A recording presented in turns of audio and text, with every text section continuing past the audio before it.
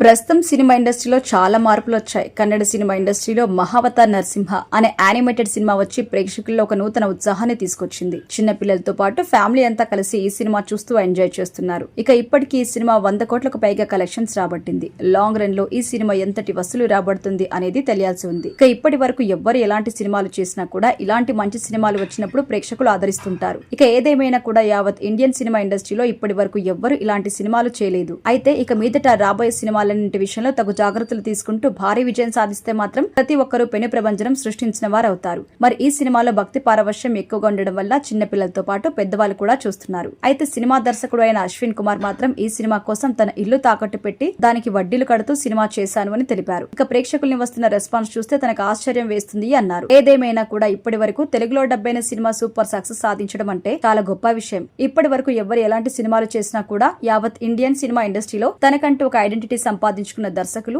వాళ్ళని వాళ్ళు ఎలివేట్ చేసుకోవడానికి తీవ్రమైన ప్రయత్నం చేస్తున్నారు. ఒక మంచి సినిమా చేసినప్పుడు దానిని ప్రేక్షకులు ఆదరిస్తారు అని చెప్పడానికి ఎగ్జాంపుల్. ఏదేమైనా కూడా మహావతార్ నరసింహ సినిమా అనేది గొప్ప గుర్తింపు సంపాదించడం విశేషం. ఇక మీదట కూడా శ్రీ మహావిష్ణు అవతారంలో అన్నింటినీ సినిమాలుగా చేసే ప్రయత్నం అయితే చేస్తున్నారు. ఏదేమైనా కూడా ఇండియాలో ఇప్పుడు మంచి సినిమాలు వస్తున్నాయి అనేది వాస్తవం. ఇక ఫ్యూచర్ లో కూడా ఇలాంటి సినిమాలు వస్తే బాగుంటుంది.